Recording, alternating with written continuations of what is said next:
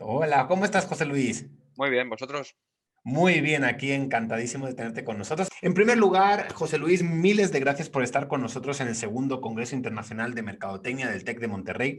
Es un placer tener una personalidad como tú, experta con más de 20 años en el sector de la investigación y de la mercadotecnia, y en el cual te desempeñas actualmente como el director del Market Research de Latinoamérica y España, como responsable de operaciones y del desarrollo de la empresa en Latinoamérica y en Europa.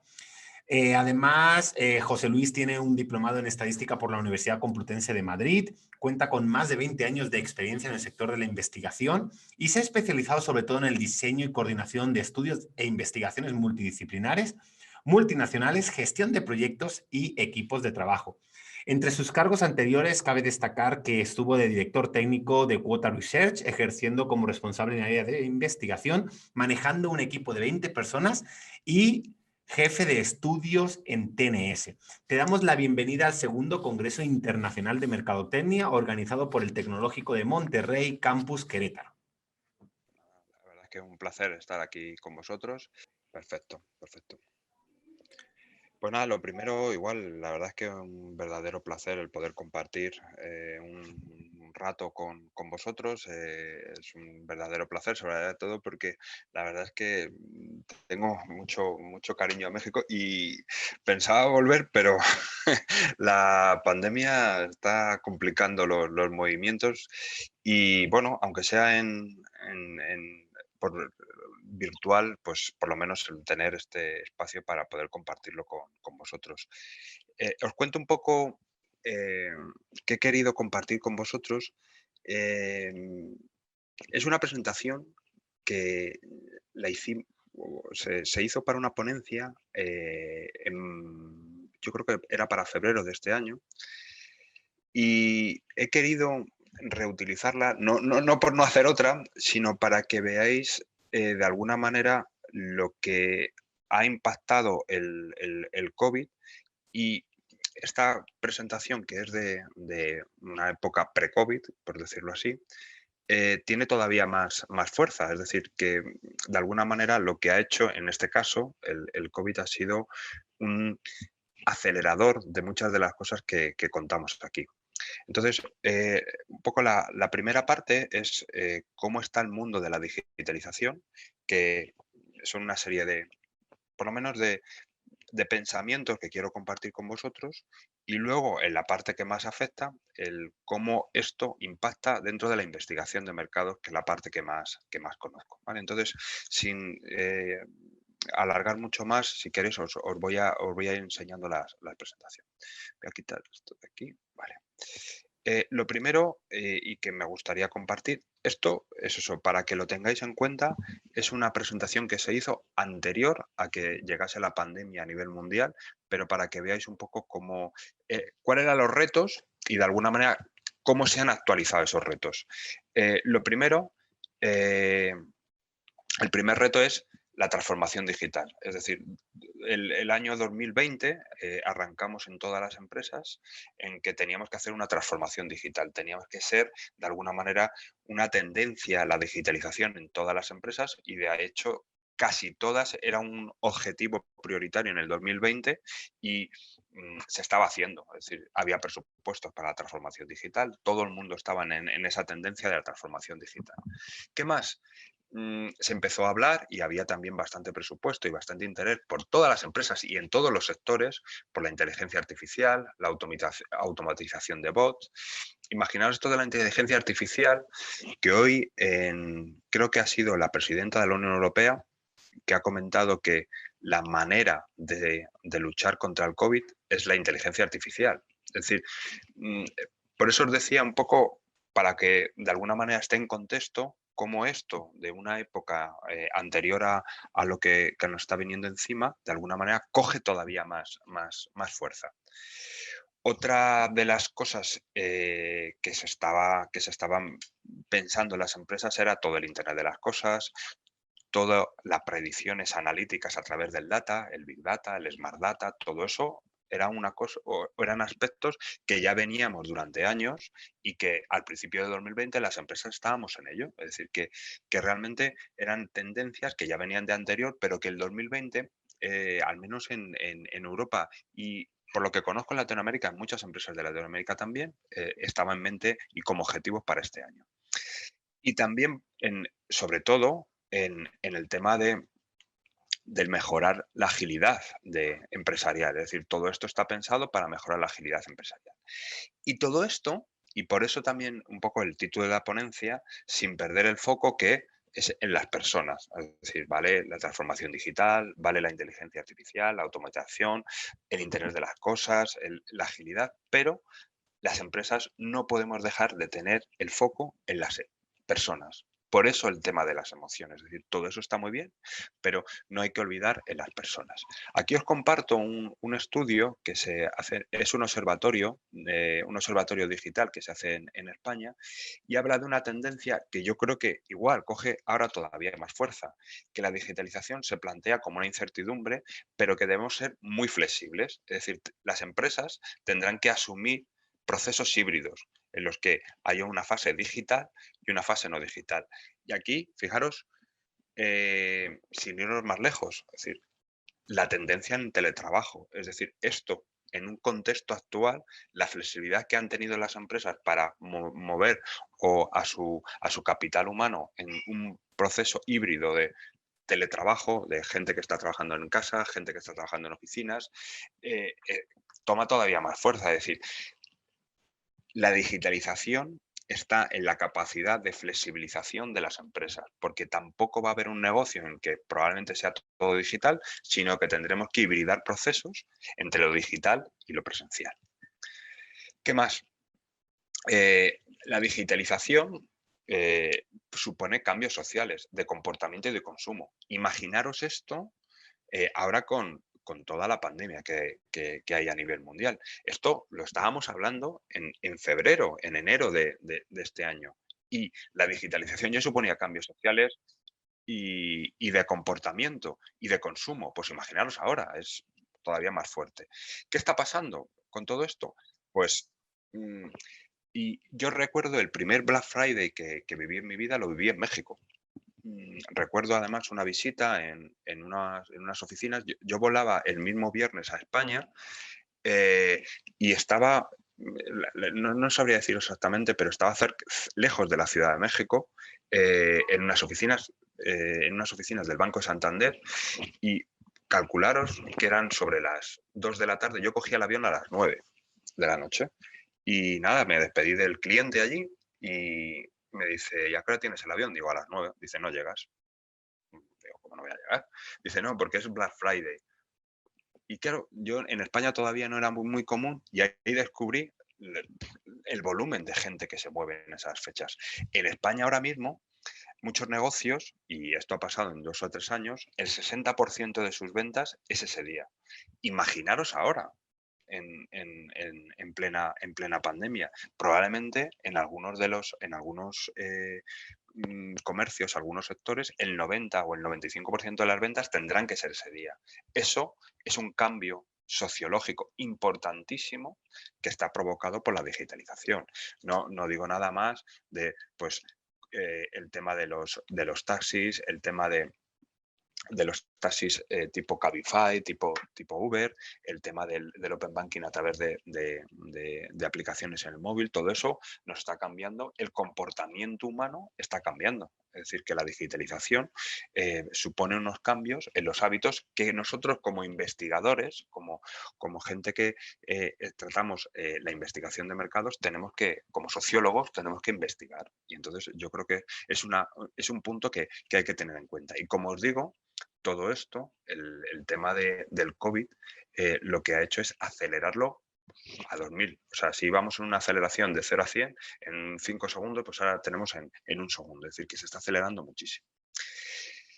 Esto lo encontré y quizás es una noticia un poco friki, pero es real, ¿eh? No me la invento. Ya se habla que con esta digitalización hay una nueva filosofía, una nueva conceptualización que se llama el poshumanismo. El poshumanismo que habla en este sentido de que nuestra especie como ser humano está a punto de evolucionar artificialmente a través del desarrollo de la inteligencia artificial y el proceso tecnológico. Es decir, imaginar hasta dónde llega este punto de la digitalización metida tan interiormente en todos nuestros procesos, que ya se está hablando de una evolución de la propia especie humana. Y esto no lo digo yo, sino ya hay una persona que se llama Ray Kurzweil, creo que es un ingeniero de Google, es decir, que no es cualquier persona que lo dice, sino ya se está pensando en esto como algo muy importante y que nos va a cambiar como sociedad, es decir, toda la digitalización y este desarrollo. ¿Qué más tenemos? Eh, la digitalización ya no siempre es un caso de crecimiento, sino en algunos casos de supervivencia. Vuelvo, y no por ser reiterativo, imaginaros ahora, es decir, ahora con el tema del COVID es una cuestión de supervivencia todavía más profunda. Es decir, hay empresas que sin el proceso o si no se han digitalizado suficientemente bien, seguramente ahora habrán desaparecido. Tan radical como eso, es decir, empresas que antes, bueno, vamos a digitalizar, vamos a ver si tenemos una tienda online, vamos a ver si vendemos a través del e-commerce, probablemente ahora, si no lo hicieron, no están. Entonces, yo creo que eso directamente lo tenemos que tener muy en cuenta porque no te digo que, o no os digo que esto espero que no pasen muchos años, pero de alguna manera nos está poniendo a cada uno en su sitio. Es decir, que ya la digitalización está tan fuerte que hay empresas, y os cuento, por ejemplo, Renfe, que es una empresa que se dedica al transporte ferroviario en España, que ya su cliente, o sea, su competencia son Uber o es Amazon. Es decir, ya cambia el paradigma totalmente del status quo de la competencia y de los mercados. Entonces, tenemos que tenerlo muy claro todas estas pistas de alguna manera a la hora de analizar el mercado a través de la sociología. ¿Qué más? Luego, el dato como motor del mundo digital. Cada vez tenemos más datos. El Internet de las cosas está ahí para, de alguna manera, que las empresas puedan tener datos de todo lo que hacemos en cada momento. Hicimos un estudio aquí en España para Campofrío, que es una empresa de loncheados, de embutido, y imaginaros, empiezan a tener datos de los hogares a través de las neveras, de los frigoríficos. Entonces, el mismo dato empieza a aportar datos a las propias marcas para saber tus gustos, para saber cada cuánto compras, todo eso evidentemente está ahí y no va a parar. Es decir, la generación de datos, luego estemos nosotros, que somos los que realmente tenemos que analizarlos, pero ahora mismo el volumen de datos a nivel mundial es ingente. Os mentiría seguramente porque no sé la cifra exacta, pero oí el otro día que utilizamos o le damos uso al 10% de los datos que se generan a nivel mundial. Es decir, la cantidad es tan ingente que ahora mismo tenemos poca capacidad de análisis. Pero yo creo que el dato es otro aspecto que va muy ligado a la digitalización y que no debemos perder en ese concepto que luego todo esto lo intentaremos meter dentro de la investigación de mercados. Pero, ¿y esto de la digitalización, realmente qué buscan las compañías? Es decir, porque no es tanto la digitalización per se, es decir, que yo quiero ser digital porque sí, sino que hay un trasfondo del qué buscan las compañías a la hora de digitalizarse. Pues sobre todo el e-commerce, la venta online. Imaginaros la importancia que cobra esto en un periodo de confinamiento. Es brutal. Mejoran el servicio al cliente, mejoran la comunicación del cliente. ¿Todo esto cómo se está haciendo? Pues a través de bots, a través de asesores virtuales en los que hay una asesoría y una comunicación con las empresas de 24/7. Es decir, están abiertas todo el día porque no hay una persona que esté detrás, sino habrá un bot, habrá un chatbot. Es decir, todo eso está ayudando muchísimo en esa comunicación con los clientes y con las empresas. Por supuesto, las empresas buscan digitalización para mejorar y eficientar los procesos, es decir, son medidas de ahorro clarísimas. Y luego para generar producto. Eso yo creo que es una evidencia y, como decía desde el principio, cobra más fuerza ahora. Pero a la pregunta, ¿y la digitalización? ¿Qué buscamos el consumidor? ¿Cuál es nuestra búsqueda y cuál es nuestra mejora de cara a la digitalización? Pues es más sencillo todavía. Los consumidores en la digitalización buscan que te haga la vida más sencilla y que sea más fácil y que sea fácil adaptarse a las nuevas herramientas. Y os cuento un dato. Nosotros aquí en España hacemos, desde que inició la pandemia, hacemos un barómetro preguntando un poco los hábitos del consumo de la gente. Y uno de los aspectos que preguntamos es el nivel de digitalización, porque una de las hipótesis que surgía era que la digitalización, de alguna manera, había crecido muchísimo entre la población española. ¿Y qué nos dice la gente? Que la digitalización no se puede forzar. Es decir, yo he sido digital por una causa forzosa, es decir, porque si no, no podría, no sé, hacer operaciones bancarias o si no, no podría pedir una pizza, pero cuando llega la normalidad, yo solo me quedo con aquellos procesos digitales que me hagan la vida más sencilla y que sean fáciles de adaptar. Es decir, no me voy a quedar con todo, no voy a ser digital por una obligación, sino voy a ser digital porque realmente me haga la vida más sencilla y sea fácil de adaptar, es decir, no digitalización 100%. Y de hecho, cuando hemos pasado un periodo luego de desconfinamiento, la gente ha vuelto a las tiendas. Sociológicamente fue un impacto grandísimo. Nosotros en México no sé la situación exacta, pero en España estuvimos 100 días encerrados en casa. Al 101 se abrieron tiendas, bares, etcétera, etcétera. Y todo el mundo decía, nadie va a ir a las tiendas. ¿Vale? Si tú puedes comprar online y puedes comprarte una camisa, la compras online, te la traen a casa, en 24 horas estás en casa. Pues la gente volvió. ¿Por qué? Porque no queremos ser digitales forzosos, sino que queremos ser digitales cuando eso. Habrá cosas que sí me haga la vida más sencilla y resulta que si he aprendido a hacer cosas con el banco que lo puedo hacer digital y me ahorro tener que ir a la oficina, probablemente lo hago, pero no obstante tengo que tener la posibilidad de ir a la oficina. Acordaros también lo que os comentaba antes de esa flexibilidad y de esa hibridación entre los momentos digitales y los físicos. ¿Vale? Otro dato que os voy a compartir es, perdón, que no avanza, se hizo un estudio de las tecnologías que estaban dispuestos a usar los clientes y los consumidores. Y estos son además con los porcentajes. Un 63% de todas las encuestas que hicimos estarían dispuestos a usar el 5G. Un 58% el hogar conectado, todo el tema de pues, la domótica en los hogares, el poder subir, bajar las persianas, encender las luces, el 49% electrodomésticos conectados, el 44% impresoras 3D, mayoría de compras en e-commerce un 42%, pero luego ya, y aunque parezcan que están en un perfil más bajo, casi un 40%, es decir, 4 de cada 10 utilización de asistentes de voz. Ya se están utilizando mucho, por ejemplo, con los bancos, en los que tú tienes un asistente de voz y puedes comunicarte con él de manera bidireccional. Es decir, no solo tú hablas con él, sino que él te puede llamar porque tienes una incidencia en la cuenta. 37% coches que se conduzcan solos. Cuando en la presentación me he dicho, llevo 20 años. 20 años significa que soy ya muy mayor. Y yo eso probablemente hace 10 años para mí era ciencia ficción.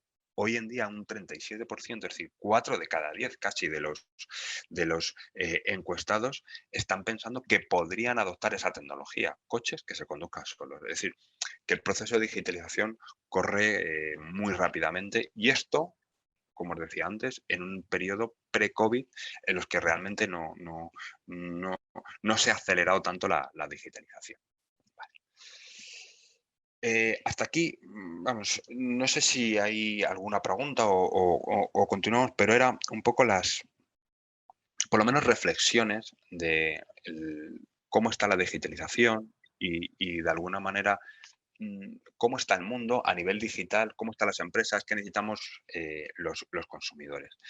Pero ahora, al final, yo soy investigador, a mí realmente el negocio donde trabajo desde hace muchísimos años es la investigación de mercados, entonces, ¿cómo está esa innovación dentro de la investigación de mercados? Es un poco la pregunta, ¿cómo todas las empresas de investigación de mercados están en ese proceso de innovación? ¿Lo tenemos claro o no?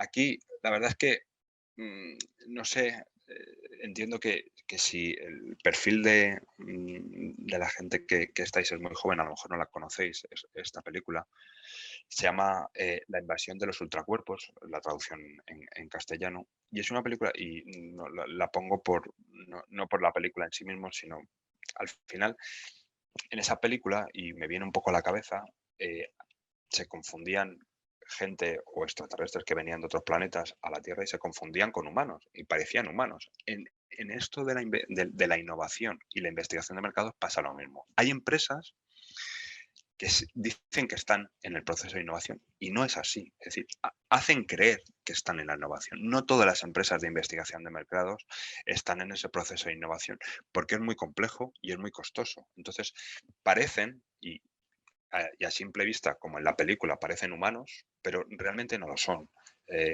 La innovación no solo hay que decirla, sino hay que hacerla. Es decir, que eso es un proceso que lleva tiempo, lleva mucha convicción, lleva muchas horas, lleva mucho esfuerzo, lleva mucha inversión, pero realmente es donde está el futuro.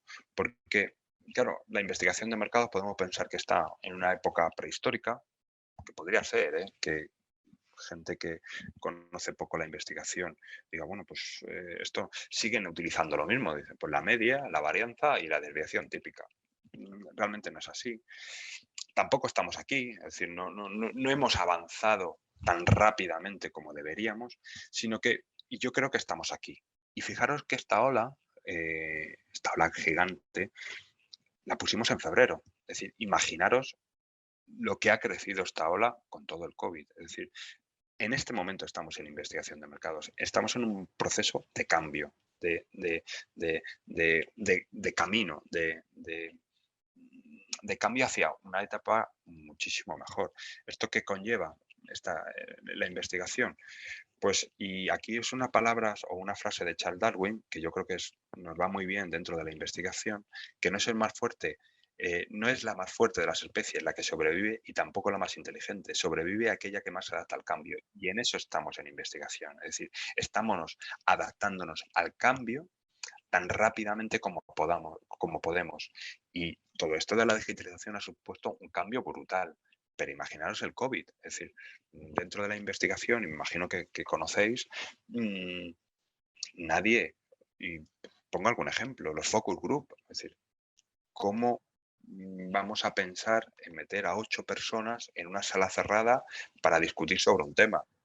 Evidentemente es prácticamente imposible. ¿Cómo vamos a ir a una casa hacer una encuesta a una persona que nos abra la puerta cuando tenemos mascarilla por seguridad? Es decir, que dentro de la investigación tenemos que adaptarnos al cambio. ¿Cómo? Pues seguramente utilizando esos procesos de digitalización. Y aquí he recogido algunos aspectos que yo creo que llegará este momento después de la ola de tranquilidad, en los que aspectos que yo creo que están en ese proceso de cambio y de innovación.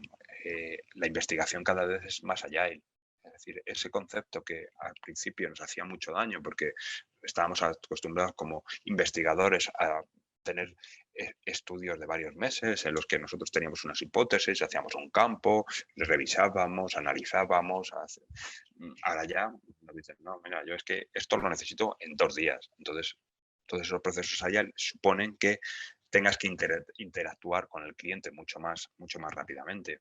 El real time, cada vez más, las encuestas son después de una interacción. Ustedes van a una tienda, directamente en esa tienda salta una alerta para que antes de llegar a tu casa te llegue una encuesta en la que puedas valorar cómo fue la atención en esa tienda. Eso es el real time. Tenemos las emociones, que era un poco lo que os voy a contar luego. Ya no vale cómo estoy satisfecho, sino cómo me trataron o cómo me sentí en esa tienda. Es muy importante. El Big Data, el data Analytics. Esto es un aspecto que al principio, además, dentro de la investigación de mercados, se generaron como compartimentos silo, como unidades estanco, en el que estaban los investigadores y los analistas de data, como dos especies totalmente diferentes. Ahora, cada vez más hay unión entre ellos. ¿Por qué? Porque la investigación de mercados, y no por eso deja de ser importante, es post-mortem. Es decir, cuando investigamos es ya cuando ha pasado algo, es decir, ya ha habido una compra, ya ha habido una interacción con el cliente. Sin embargo, el data puede predecir el futuro. Y entonces ya no es una investigación en la que es una foto de lo que pasó, aunque sea en real time, hace 2 segundos que pasó, pero ha pasado, sino que nos ayuda como a investigadores a predecir el futuro a través de los datos que vamos acumulando a través de la investigación. Entonces, es muy importante el incorporar el data dentro de los departamentos de investigación, pero como compartimentos y como departamentos unidos. ¿Qué más? Imagino que estáis todos de acuerdo en el design thinking, la co-creación. Ya el customer centric real es a través del design thinking, a través de la co-creación. Ya dejamos de ser una sociedad product centric a ser una sociedad customer centric a través del design thinking, a través del reporting, el test analytics, el speech analytics. Cada vez más las máquinas nos ayudan a codificar automáticamente, a pasar de un audio a un texto para de las encuestas, el social listening, es decir, el neuromarketing. Todo esto son evoluciones que son ayudas de la digitalización a la investigación de mercado. ¿De acuerdo? Seguramente hay muchas más, pero que bueno, ha querido hacer un pequeño resumen. Pero, ¿cuál es la verdadera evolución? Y yo creo que aquí está la clave, el PG digital. Es decir, eso que decíamos antes y que de alguna manera veníamos a comentar de esa hibridación entre lo digital y lo presencial, está aquí en la investigación. ¿Qué es eso? Pues, y no sé si lo conocéis, Eduardo Ponset la verdad es que fue una eminencia en España, fue ministro, fue divulgador, fue una persona escribió muchísimos libros, creo que falleció el año pasado. El futuro es la fusión del alma y la tecnología. Creo, y cada vez más, que sin ese alma que le podemos aportar los investigadores, la tecnología está muy, muy distanciada de la realidad. Es decir, podemos meter mucha herramienta tecnológica, pero si no tenemos ese análisis y esas personas que le pongan el alma al dato, probablemente no llegaremos a buen puerto. Ya no me queda mucho, no os voy a entretener mucho más. Os voy a contar algunos casos de cómo podemos aproximar y cómo podemos esa teoría del pitch digital. Lo primero, la tecnología. La tecnología nos está permitiendo lo que os decía antes, casi medir en real time. Es decir, un cliente tiene una interacción y directamente puede tener una encuesta casi en tiempo real una vez vivida esa interacción. Es decir, lo que tratamos en investigación es de medir casi en el momento de la interacción. Tiene que ser siempre un poquito pasado, porque si no, no sabríamos cuándo medir, pero lo más cercano a esa interacción para que la valoración, la codificación de la encuesta sea lo más real, es decir, que tengas esa vivencia lo más fresca posible. A partir de ahí se pueden generar alertas, es decir, en función de la valoración, yo puedo disparar una alerta al cliente para que ese cliente se ponga en contacto con esa persona que acaba de contestar la encuesta. Es decir, todo eso la tecnología hoy en día lo permite. Es decir, igual que os digo, hace 10 años probablemente esto era ciencia ficción. Hoy en día la tecnología es muy fácil de hacerlo. Y lo digo entre comillas, pues yo no soy tecnólogo y luego seguramente los programadores tienen su complicación. Pero hoy en día es muy sencillo, muy sencillo. ¿Qué pasa? Pues como os decía, todo esto hay que aportar con cierta alma, es decir, el dato no puede venir solo. ¿Qué nos está pasando? Nosotros tenemos muchos clientes que durante años han tenido estos modelos de negocio en el que medimos muchísimas interacciones, medimos muchísimos datos, medimos muchísimas encuestas, tenemos millones, millones de datos de nuestros clientes en las interacciones, etcétera. ¿Qué pasa? Ahí somos meramente agricultores, es decir, cultivamos datos, simplemente. ¿Qué nos está pasando? Dicen, vale, yo ahora tengo muchos KPIs, tengo mis NPS, tengo mi satisfacción, tengo mi customer effort, tengo un montón de indicadores, pero ¿qué le tengo que dar? Ponerle el alma. ¿Cómo lo pongo? Historias de cliente. Aquí, de manera cualitativa, lo que estamos haciendo es hablar con esos clientes a los que encuestamos o no y les preguntamos cuál es su caso, que nos cuenten cuál es su realidad, cuál es, de alguna manera, el punto que de manera cualitativa nos haga aprender ese dato que hemos recogido de manera cuantitativa. Y es importantísimo cada vez más, porque si no, hay veces que cuando nos llegan los clientes y nos dicen, nuestro NPS es un poquito mejor. ¿Y eso por qué?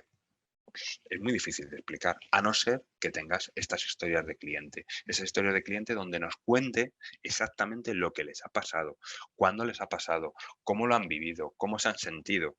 Entonces, todo esto nos ayuda a eso que os comentaba antes, a ponerle un poco el alma a la tecnología. ¿Qué más? El design thinking y la innovación. esto yo creo que es vital. Es decir, antes, y os cuento, a lo mejor me circunscribo a épocas muy anteriores, yo las he conocido, cuando nos llegaba una petición por parte de una empresa, nos decía, tengo 2 productos o tengo 3. Producto A, producto B, producto C. Quiero que me hagas un test de producto. Nosotros íbamos con esos 3 productos y decíamos, mira, hemos hecho no sé cuántos focus group, no sé cuántos test de producto, en hold test, en encuestación, etcétera, etcétera, y el producto ganador es el A. Y ahí se quedaba. ¿Qué estamos haciendo ahora? Momentos en los que la investigación y el producto están en una etapa mucho más embrionaria, en las que hay un concepto simplemente, y a través de design thinking, de co-creación y de innovación, lo que hacemos es definir cuál es el producto que se debe salir al mercado, pero a través del cliente, a través de los ojos del consumidor. Eh, Evidentemente funciona muchísimo mejor. Lógicamente no tiene nada que ver, porque ya no es un producto que ha salido en un laboratorio, en empresas que éramos product centric, sino que ahora nos vamos realmente al customer centric y co-creamos con el cliente para sacar ese producto. Entonces, yo creo que es otro punto de innovación, de ese alma del dato, en el que tenemos que volver a los básicos y hablar con el cliente. ¿Qué más? El tema de las emociones. Las emociones son vitales y dependen, el 90% hablan de las decisiones del cliente dependen de las emociones. Aquí os voy a poner un ejemplo, es un ejemplo muy tonto, pero es así. Nosotros, una decisión emocional, tratamos de racionalizarla. Y os cuento el caso más tonto, que es el de, por ejemplo, el iPhone. Nosotros, cuando vamos a comprar un iPhone, es una decisión que tomamos ya emocionalmente, es decir, porque el iPhone probablemente, y no me meto ya en tecnología, puede ser igual de bueno que otro smartphone en el mercado, pero probablemente más caro. Pero nosotros emocionalmente ya tomamos esa decisión, probablemente un mes antes de comprarlo, y cuando vamos a la tienda intentamos racionalizar esa emoción, pero la decisión fue emocional. ¿Cómo tratamos de racionalizarla? Pues de manera muy sencilla. Decimos, no, pues tío, la cámara es mejor, o el menú es más sencillo, o la batería dura más. Probablemente no tenga nada de racional, pero tratamos de racionalizar nuestra emoción y simplemente es una decisión emocional. Por lo tanto, es vital no solo preguntar y evaluar al cliente en satisfacción, en recomendación, sino en emoción, en cómo se sintió durante la interacción que pueda tener con el cliente.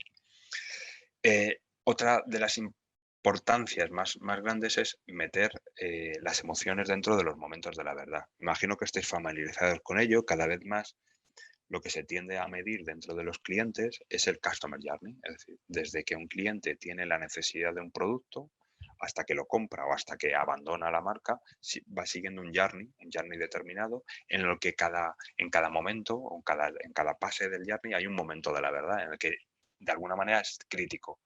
Pues cada vez más, antes los momentos de la verdad estaban muy basados en procesos. Bueno, yo tengo un proceso, intento medir ese proceso si funciona o no y poco más. Ahora, esos momentos de la verdad se incorporan a las emociones. Para saber el nivel emocional que puede tener un cliente, imaginaros cuando va a llegar a una tienda. Imaginaros un cliente que llega a una tienda, llega a la tienda, una tienda de celulares, por ejemplo. Tiene una emoción al inicio, que puede ser cuando llego a la tienda, si hay mucha gente, pues desconfianza, un poco de desasosiego. Cuando estoy sentado esperando si me toca o no, pues a lo mejor de desesperanza, porque no sé, de miedo. Cuando me están atendiendo, a lo mejor de tranquilidad. Es decir, que hay un montón de emociones en cualquier evento que podamos tener con nuestros clientes. Y poco más, aquí os dejo con una frase de Jeff Bezos, que la verdad es que el tema de innovación lo tiene, la verdad es que bastante claro, y yo creo que le ha ido bastante bien. Y poco más, no mucho más que contaros. No sé si queréis que veamos algo en particular o algún punto que os interese, y encantado de poder responder vuestras preguntas.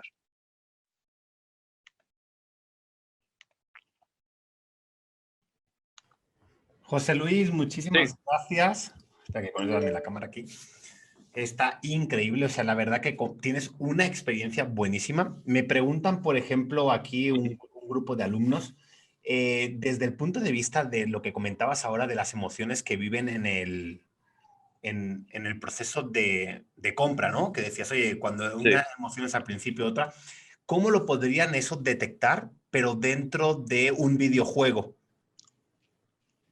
pero, o sea, las inversiones, las emociones antes de comprar un videojuego. No, el tema es, tenemos un grupo de alumnos que están viendo en Sí. este caso el congreso y entonces ellos están haciendo un reto que es dentro de un videojuego, están analizando cómo es el comportamiento del consumidor para Ujú. poder ver qué áreas de oportunidad gracias a, pues, a inteligencia artificial y gracias a todo lo que es la mercadotecnia pueden incluir marcas que en este caso estimulen, pues en este caso lealtad de marca, pero también que estén en el top of mind del consumidor.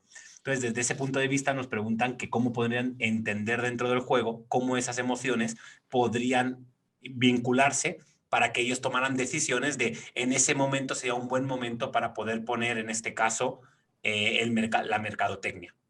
Pues ahí, vamos, hay muchas maneras. Nosotros hicimos un estudio entre gamers en el que nuestro cliente quería meter publicidad dentro de un videojuego y quería saber en qué momentos. Entonces lo que hicimos fue a través de co-creación, a través de historias de clientes, en este caso de gamers, de cómo vivían su día a día, hicimos etnografía y de alguna manera fuimos detectando cómo las emociones iban cambiando en función del momento en el que estaban cada punto del juego. Entonces, ahí tienes que, de alguna manera, ver la manera de estar muy cerca de ese gamer. Normalmente hay que hacer una muestra pequeñita porque si es etnografía, para saber un poco la emoción que va teniendo en cada momento, porque aquí sí que había, las emociones variaban, era como una montaña rusa, es decir, en función, al principio era súper emoción, porque de repente esto era un juego de carreras de coches. Entonces, al principio era todo trepidante, todo emocionante, luego imagínate que si tú no estabas de entre los primeros, te ibas frustrando, pero de repente pasaba algo, volvías a coger otra vez energía, volvías, ahí funcionan de... Y eso lo hicimos a través de etnografía, en el que fuimos detectando y estábamos jugando con esa persona en ese momento. Se podría hacer a través de neuromarketing, es decir, podríamos poner a esa persona un casco de alguna manera que detectase neuronalmente cómo van esas emociones para arriba y para abajo. El problema del neuromarketing, y probablemente allá habrá especialistas mucho más importantes que yo, a mí a veces, sin esa parte de entrevista en la que detectemos un poco si esas emociones y esas subidas y bajadas que puede dar el casco del neuromarketing son en positivo o en negativo, es el más complicado en mi entender, pero que evidentemente hay gente muy especialista en neuromarketing, pero yo creo que también metiendo el neuromarketing podríamos detectar, y ahí no hay que preguntar, simplemente le ponemos y detectamos la emoción que tiene en cada momento. Eso se hace mucho en publicidad y se podría hacer perfectamente en el tema de videojuegos. Perfecto, muchas gracias, José Luis. Vamos a ver más preguntas. También las personas que estéis por aquí por el Zoom lo podéis ir comentando. Yo estoy chequeando también y monitoreando todas las redes sociales a la par. Nos preguntan por aquí, para el tema de análisis de datos, Sí. ¿tienes alguna recomendación para alguna herramienta específica para poder hacer social listening y poder tomar decisiones a partir de la información? Nosotros, todas las herramientas, y es mi recomendación, intentamos que no sean software que ya estén en el mercado. Utilizamos algún software, pero luego programamos herramientas específicas que nos ayuden, porque si no es muy complicado adaptarte. Nosotros utilizamos, y sobre todo la gente mucho más joven que yo y más del data, utiliza mucho R. No sé si lo conocéis, es un sistema, la verdad es que creo que es un free software que además está dentro de la innovación. Todo el mundo puede aportar innovación, puede aportar nuevas funcionalidades y lo utilizamos mucho para el tema de la analítica del dato. A partir de ahí lo que generamos es software nosotros específicos que nos ayuden pues, en el social listening, en la escucha, en se me ha ido la pantalla, espera un segundito. A ver, perdón. en la escucha inteligente, es decir, que ahí utilizamos un montón de programas que además casi todos están en la nube, es decir, que yo creo que ahí es difícil poder recomendar un software específico y lo que sí recomiendo es, ya que habláis del emprendimiento, que cada uno a través de algunos parches y herramientas que hay en la actualidad se pueda generar el propio software que nos ayude, porque si no, el que está en el mercado es muy difícil de adaptarlo justo a tu necesidad. Luego por aquí Jorge nos pregunta en este caso, ¿cuáles son las tendencias y los retos para un mercadólogo que tú ves para los próximos 5 años? Pues yo creo que la clave la dijo Darwin, no la digo yo, sino es ser muy rápidos en adaptarnos al cambio. Es decir, si imaginaros que hay empresas, y pongo el tema de COVID porque es el nivel de adaptación máximo que ha tenido cualquier empresa. Es decir, de un día para otro tienes que adaptarte. Hay empresas que se han quedado el camino porque decían, no, mira, nosotros tenemos que seguir haciendo focus group físicos. Pues el tener que cambiar de un focus en presencial a un focus en virtual, pues ha sido cuestión de horas, porque no quedaba otra. Si tú no te adaptas y eres flexible en ese cambio, posiblemente ya no estés aquí. Entonces, yo creo que cada vez más dentro de la investigación de mercados tenemos que ser muy rápidos en la adaptación, tratar de adaptarnos a nuestro interlocutor. Es decir, antes nuestro interlocutor era muy tecnológico, muy de investigación de mercados, en el que hablábamos de error muestral, de significación, de una normal a 90. Ahora ya no es tanto ese nuestro cliente, se hable mucho el espectro de nuestros clientes, entonces tenemos que ser contadores de historias. Es decir, nosotros tenemos que contar, yo fíjate, en alguna ponencia en Perú, que ahí tenemos oficinas, eh, he tratado de explicar el cómo contar un estudio de investigación de mercados cuantitativo sin ofrecer ningún porcentaje. Ningún porcentaje. Es decir, tenemos que contar una historia en la que nuestro cliente tiene que entender el por qué ha pasado algo. Entonces, yo creo que ahí debemos ser muy didácticos porque si no, claro, no nos vamos a encajar. Entonces, yo creo que son dos puntos importantísimos de la evolución de aquí a los próximos 5 años, aparte de la tecnología, que eso es inherente, eh, el poder adaptarnos y el ser dentro de la investigación, contemos historias a nuestros clientes en los que de alguna manera busquemos su necesidad y le contemos cuál es la solución. Creo, ¿eh? Y Martín pregunta, con esto que estás diciendo ahora del storytelling, ¿cuáles serían como esas claves para contar un storytelling de un proyecto emprendedor?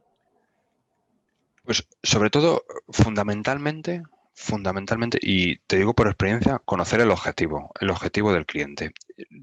De la ponencia anterior, o sea, evidentemente para contar esa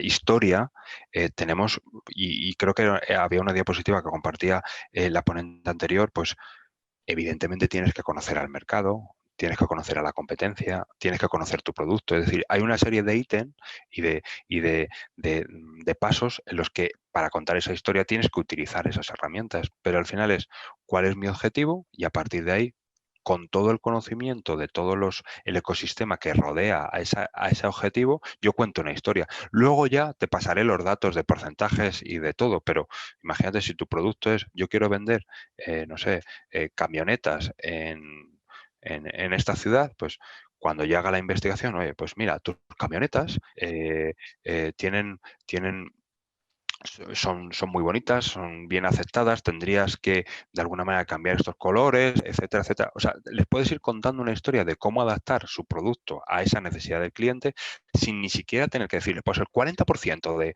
del mercado te dice que la furgoneta, no, o sea, le puedes contar la historia de otra manera, evidentemente sin perder la rigurosidad técnica, pero probablemente lo escuche de una manera mucho mejor cuando tú le digas que la furgoneta le va a funcionar bien, que no se preocupe, que hay un público objetivo que está dispuesto a comprar esa furgoneta y lo único que tiene que cambiar es el color del techo y poner unas ruedas de no sé qué.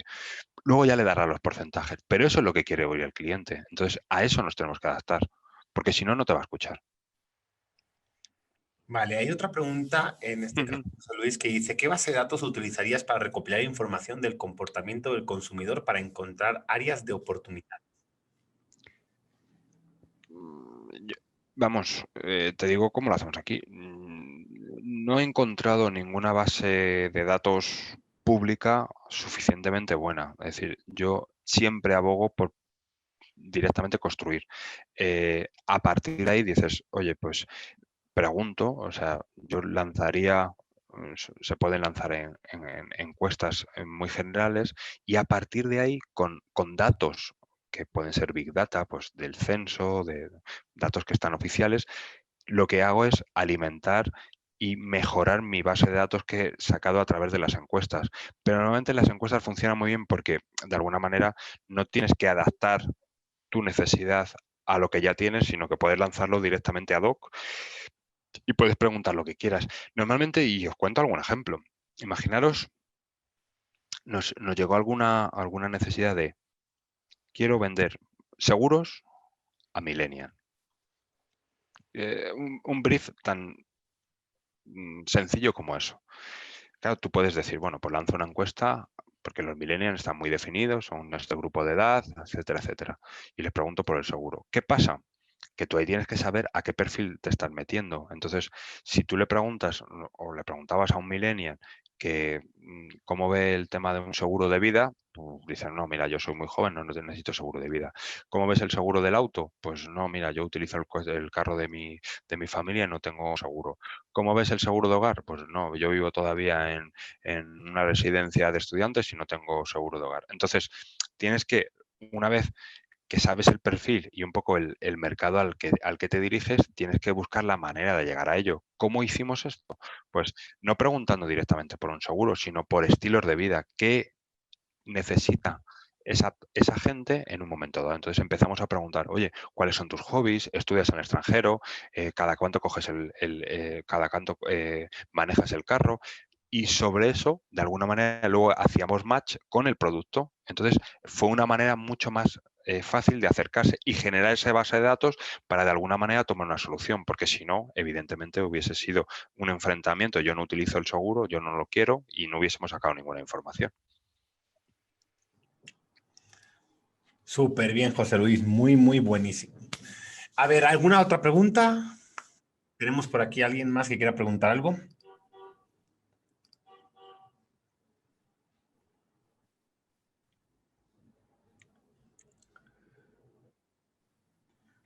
Pues José Luis, muchísimas gracias por todo tu tiempo, por estar con nosotros en el Nada, segundo Congreso Internacional de Mercadotecnia del TEC de Monterrey. Y gracias por compartirnos ese conocimiento, las estrategias, vuestros casos de éxito para que sobre todo inspiren y ayuden a los emprendedores y a los estudiantes y que sobre todo conozcan mucho más en profundidad todo lo que puede abarcar mercadotecnia. nada, la verdad es que un verdadero placer y aquí para lo que necesitéis, o sea, sin problemas. Encantado. Bueno, muchísimas gracias. Pues nada, muchísimas gracias y cuidaros. Gracias, un fuerte abrazo. Gracias, hasta luego. Hasta luego.